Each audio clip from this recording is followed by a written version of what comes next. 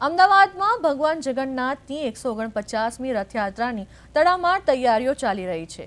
રથયાત્રા પહેલા જેઠ સુદ પૂનમના દિવસે રંગે ચંગે જળયાત્રા યોજાઈ, જેમાં મોટી સંખ્યામાં શ્રદ્ધાળુઓ જોડાયા હતા। આ દરમિયાન જય રણછોડના નાદ સાથે રસ્તાઓ ગુંજી ઉઠ્યા હતા। જગન્નાથ સ્વામી નયન પથગામી ભવતુ મે। અમદાવાદમાં ભગવાન જગન્નાથની 149મી રથયાત્રા યોજાવાની છે। આ પૂર્વે આજે જળયાત્રાનું આયોજન કરવામાં આવ્યું હતું।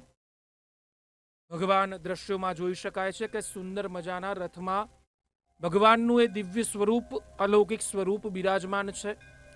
ભગવાને સુંદર મજાના વાઘા પહેર્યા છે અને ભગવાનને રથારૂઢ કરવામાં આવ્યા છે અને જળયાત્રા આજે કાઢવામાં આવી હતી।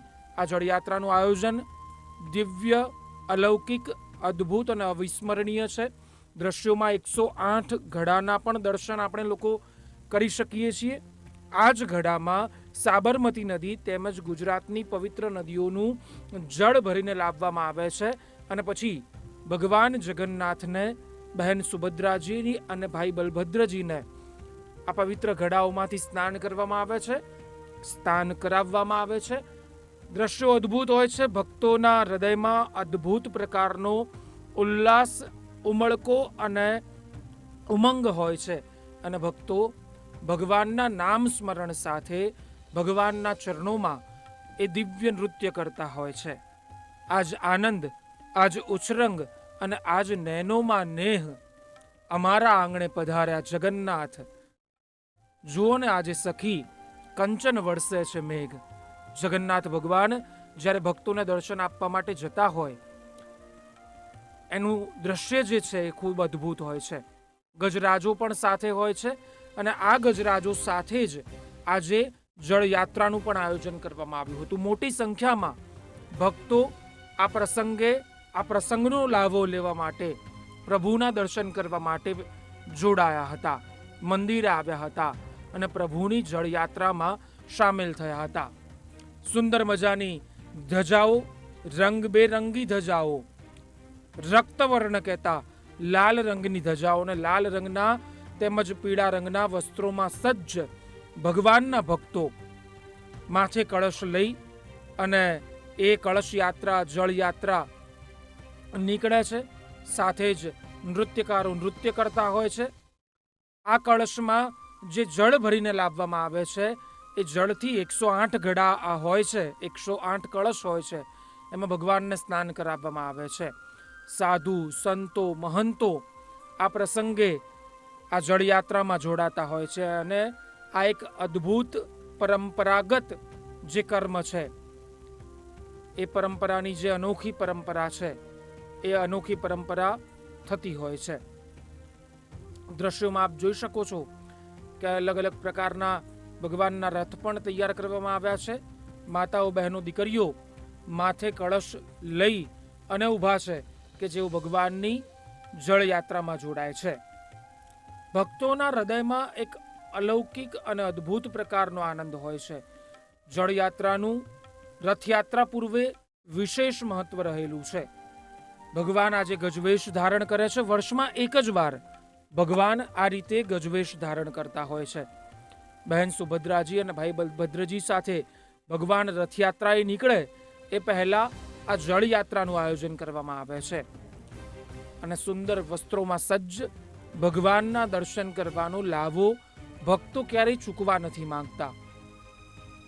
કૃષ્ણમ નારાયણમ વંદે, કૃષ્ણમ વંદે વ્રજપ્રિયમ, કૃષ્ણમ દ્વૈપાયનમ વંદે, કૃષ્ણમ વંદે પૃથાસુતમ।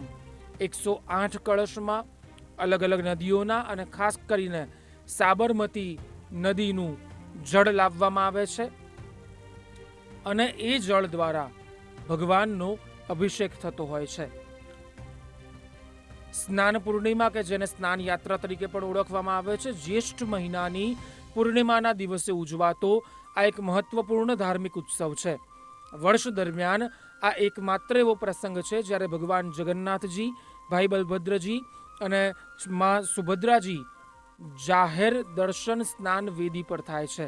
તેમના જાહેરમાં દર્શન જે છે એ સ્નાન વેદી પર થાય છે। આ દિવસે ભગવાનનો વિશેષ અભિષેક પણ કરવામાં આવ્યો અને ભક્તોએ તેમના દિવ્ય દર્શન કરી સુખ, શાંતિ અને સમૃદ્ધિ માટે પ્રાર્થના પણ કરી. ધાર્મિક માન્યતા અનુસાર આ દિવસે ભગવાનના દર્શન કરવાથી વિશેષ પુણ્ય ફળની પ્રાપ્તિ થતી હોય છે. ભક્તોની દરેક મનોકામના પૂર્ણ થાય છે. ભક્તો ધજા પતાકા લઈ અને ભગવાનનું જે છે જળયાત્રા એના માટે જોડાયા છે.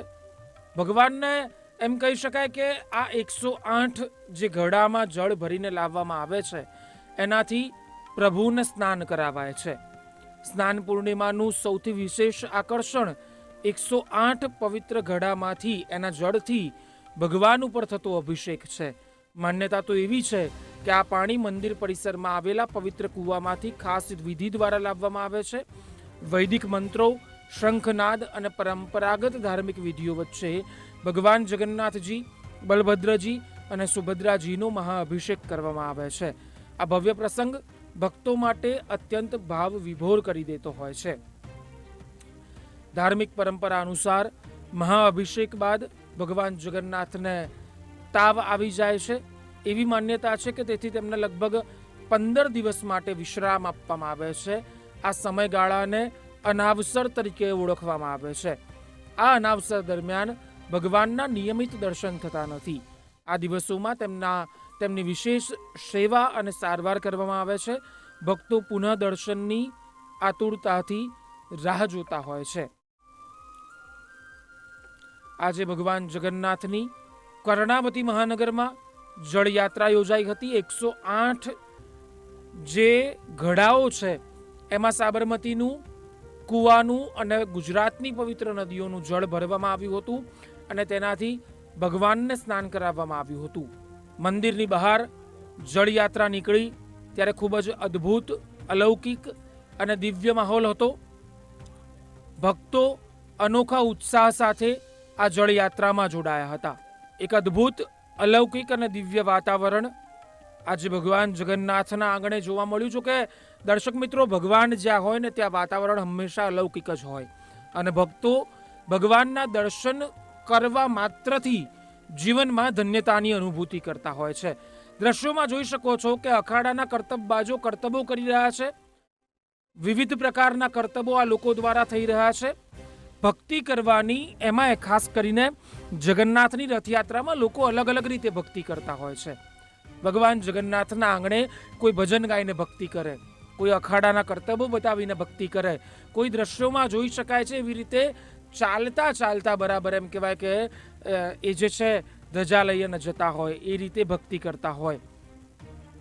અને દ્રશ્યોમાં જોઈ શકો છો રંગબેરંગી ધજાઓ દેખાઈ રહી છે અને ભગવાન જગન્નાથની આ દિવ્ય જળયાત્રા આજે નિજ મંદિરથી નીકળી હતી. સમગ્ર રૂટ પર ચુસ્ત પોલીસ બંદોબસ્ત વચ્ચે જળયાત્રા યોજાઈ હતી.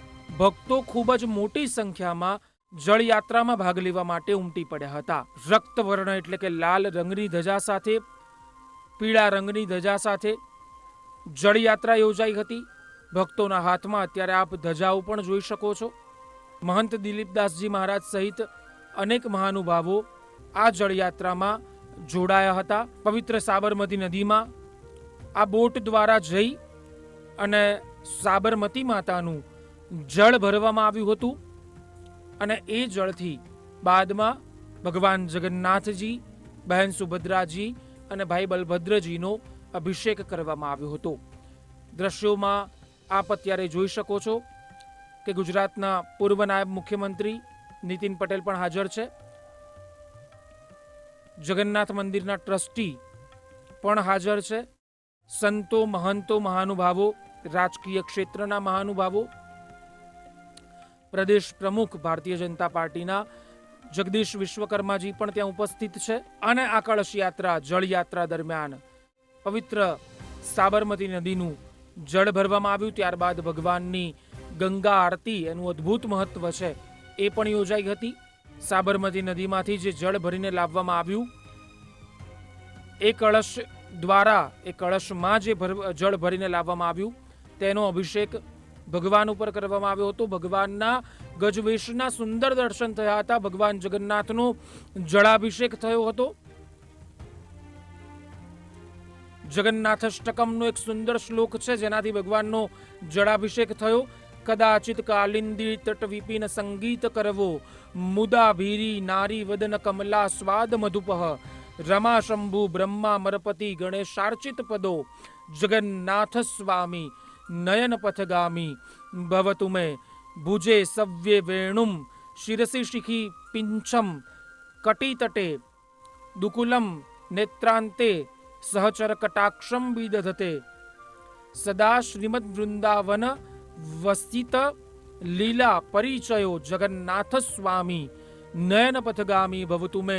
આ પ્રકારના જગન્નાથષ્ટકમના સુંદર મંત્રોચ્ચાર સાથે શંખ દ્વારા, કારણ કે કૃષ્ણનો અભિષેક કરવો હોય, ભગવાન જગન્નાથજી જે છે એ કૃષ્ણ પરમાત્માનું જ એક સ્વરૂપ છે, એટલે એમને સ્નાન કરાવવું હોય તો અવશ્ય શંખ દ્વારા જ સ્નાન કરાવી શકાય. શંખમાં પાણી ભરીને જ ભગવાન કૃષ્ણને સ્નાન કરાવવાનું વિશેષ મહત્વ છે. દ્રશ્યોમાં ભક્તોની અધીરાઈ જોવા મળી રહી છે દર્શન કરવા માટેની, અને આ દ્રશ્યો અદ્ભુત છે.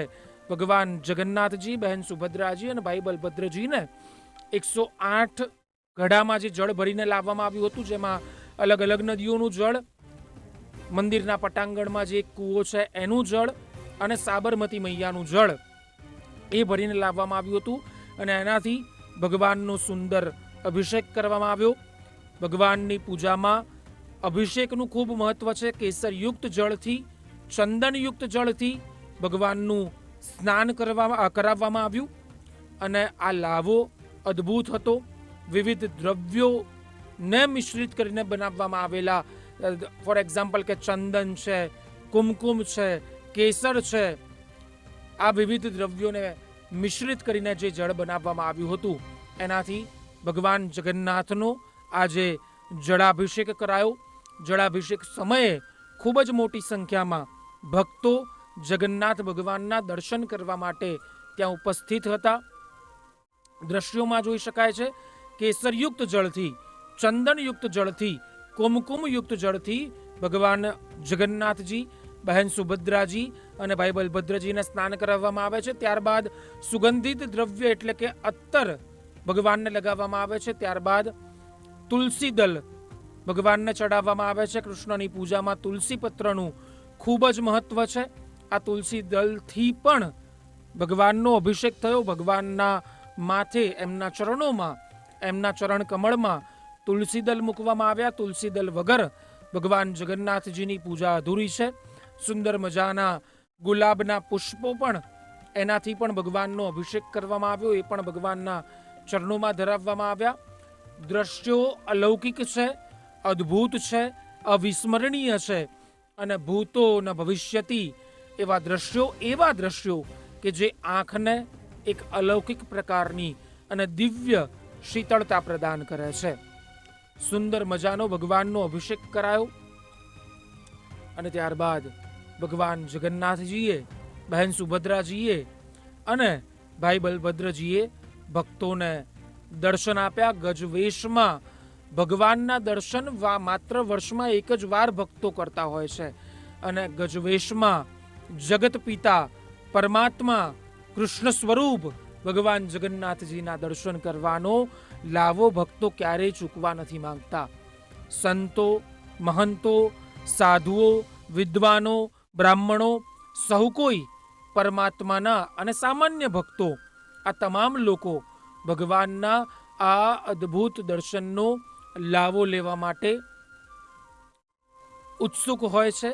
અને ત્યારબાદ ભગવાનની આરતી કરવામાં આવી. કૃષ્ણ પરમાત્માનું જે એક સ્વરૂપ ભગવાન જગન્નાથજી, અને ગંગા આરતી જે કહેવામાં આવે છે, એ આરતી કરવામાં આવી. ત્યારબાદ ભગવાન જગન્નાથજીને અભિષેક કરવામાં આવ્યો. ગજવેશમાં ભગવાન જગન્નાથે પોતાના ભક્તોને દર્શન આપી અને તેમના જીવનને પાવન બનાવ્યું હતું. ત્યારબાદ ભગવાન જગન્નાથજી બહેન સુભદ્રાજી અને ભાઈ બલભદ્રજી સાથે પોતાના મોસાળ એટલે કે સરસપુર પહોંચ્યા હતા. સરસપુરમાં ભજન મંડળીઓ દ્વારા કૃષ્ણ પરમાત્માની અદ્ભુત પરંપરાના ભજનો ગાઈને, કૃષ્ણ ભક્તિના ભજનો ગાઈને પોતાના ભાણેજ એટલે કે ભગવાન જગન્નાથજી, બહેન સુભદ્રાજી અને ભાઈ બલભદ્રજીનું સ્વાગત કરવામાં આવ્યું હતું. ખૂબ જ દિવ્ય, અદ્ભુત અને અલૌકિક રીતે ભવ્યાતિ ભવ્ય સ્વાગત આજે જગન્નાથ ભગવાનનું કરવામાં આવ્યું. જળયાત્રા સંપન્ન થયા બાદ ભગવાન પોતાના મોસાળ જાય છે તેવી પરંપરા છે, કારણ કે એવી માન્યતા છે, એવી લોકવાયકા છે, એવી પરંપરા છે કે ભગવાન બીમાર પડી જાય છે અને મોસાળમાં મામાના ઘરે આરામ કરવા માટે જાય છે. અમદાવાદમાં સરસપુર એ ભગવાનનું મોસાળ છે. સરસપુર કૃષ્ણ પરમાત્માનું મંદિર પણ છે અને એ જ જગ્યાએ ભગવાનનું મોસાળ છે. ત્યાં ભગવાન પોતાના મોસાળમાં જાય છે. આજે ભગવાનના મોસાળ સરસપુરમાં ભાણેજ આવ્યા છે. અને ભાણેજ પણ કોણ? કોઈ સામાન્ય મનુષ્ય નહીં, જગતનો નાથ જ્યારે પોતાના મામાના ઘરે આવતો હોય ત્યારે કેવા અદ્ભુત દ્રશ્યો હોય. અને જગતના નાથને છાજે એવી રીતે ભગવાન જગન્નાથજી, બહેન સુભદ્રાજી અને ભાઈ બલભદ્રજીનું મોસાળમાં સ્વાગત કરવામાં આવ્યું. હવે 15 દિવસ સુધી ભગવાન મોસાળમાં રોકાવાના છે અને ત્યાં આરામ કરવાના છે. આજે જળયાત્રા સંપન્ન થયા બાદ ભગવાન સરસપુર પોતાના મામાના ઘરે પહોંચ્યા હતા અને ભગવાન હવે સરસપુરમાં રોકાશે, મામાના ઘરે આરામ કરશે.